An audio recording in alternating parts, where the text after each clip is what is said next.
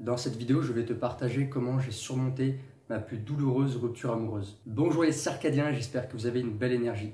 Avant de commencer la vidéo, pensez à mettre un petit pouce bleu, à vous abonner et à activer la petite cloche. Cela permet de récompenser mon travail et de mieux être référencé sur YouTube. Il y a un peu plus de 5 ans, j'avais commencé une relation amoureuse avec une femme et ça a très vite tourné au vinaigre. Et en fait, j'ai pris conscience du jeu dans lequel j'étais vers la fin de la relation. Et en fait, c'est une amie qui m'a dit, mais en fait, cette femme, c'est une perverse narcissique. Et on connaît beaucoup ce terme aujourd'hui, c'est beaucoup galvaudé, on le sort un peu n'importe comment à toutes les sauces.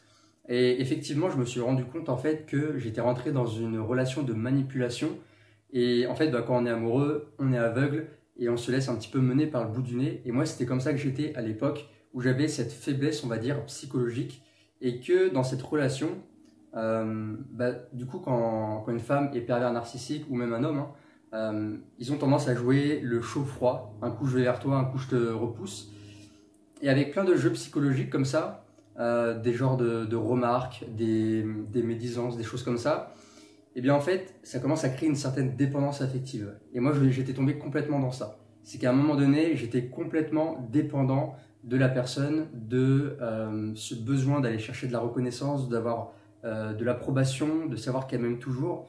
Et en fait, je crois que c'est le truc le plus destructeur dans une relation de manipulation, c'est qu'à un moment donné, on devient presque fou, on se remet en question, on se demande si c'est pas nous qui sommes en train de perdre les pédales, mais en fait on est simplement rentré dans un jeu comme ça psychologique où la personne est en train de juste nous détruire. Et du coup après la séparation, j'ai mis au moins 2-3 semaines à me remettre. Je me souviens que je pleurais tous les matins au réveil. Quand j'allais au travail, je pleurais pendant ma pause.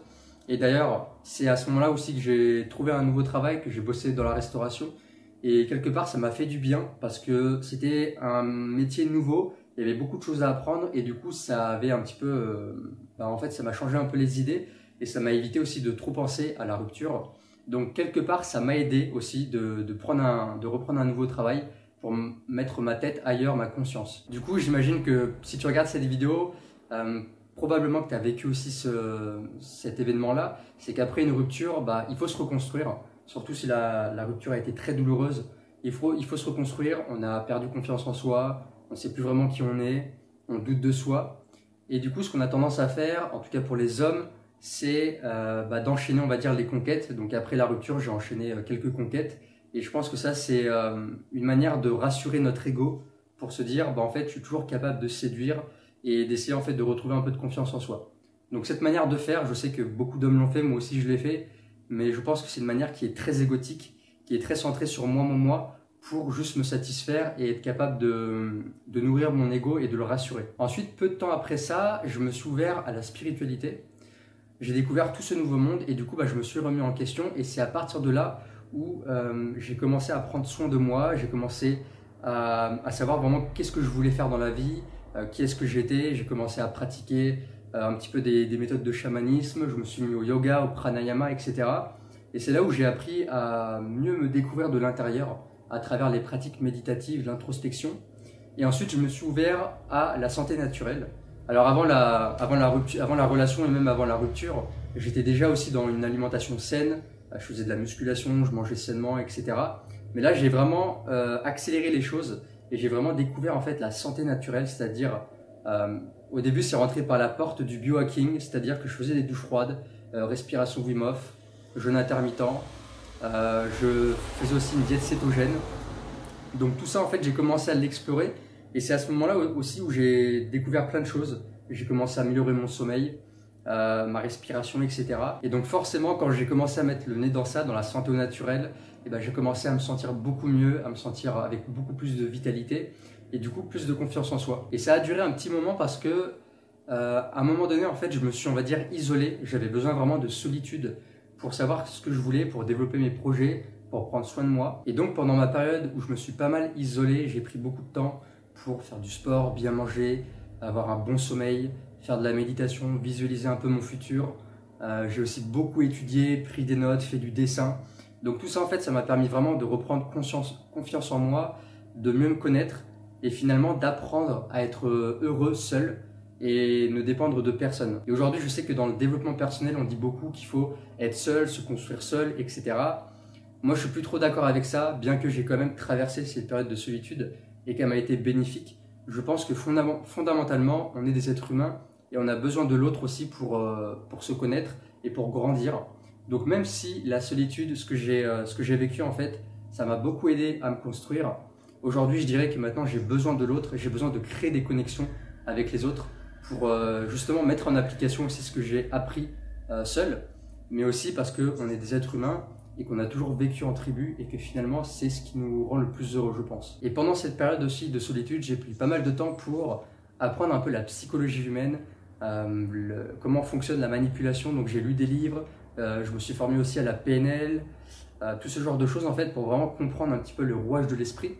Et aujourd'hui, avec ma relation qui a été de la manipulation, je peux voir en fait, je peux détecter maintenant une personne qui est manipulatrice et voir si elle a de mauvaises intentions. Et ça, c'est quelque chose de très puissant que j'ai pu développer à travers notamment le non-verbal, la posture de la personne, la manière dont elle s'exprime. Et du coup, aujourd'hui, je suis capable vraiment de respecter mon royaume intérieur, de pouvoir mettre un stop et de savoir quand est-ce que la relation commence à devenir malsaine. Mais ça, bien sûr, on ne le voit pas quand on est amoureux, quand on est dans une relation et quand c'est la première fois aussi qu'on vit une sorte de relation de manipulation parce qu'on est aveuglé, on est dans l'amour, on essaye de faire bien, on essaye juste de mettre des bonnes choses en place, mais du coup le problème c'est quand on n'a pas conscience de la manipulation, on pense que le problème c'est soi, on se remet en question, on se dit qu'en fait on fait rien de bon, et du coup c'est là où c'est dangereux parce que on est en train de détruire notre propre confiance en soi, notre estime, et finalement on ne croit plus du tout en soi. Et d'ailleurs quand je me suis formé un petit peu à la manipulation, il y avait une phrase qui était ressortie et qui m'avait beaucoup marqué et qui du coup m'a beaucoup impacté,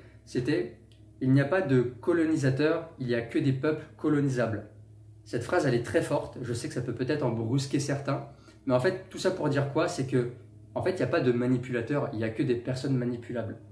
Si on se fait manipuler, c'est tout simplement qu'on n'a pas les armes, on n'a pas la force psychique, psychologique pour pouvoir dire non à la personne.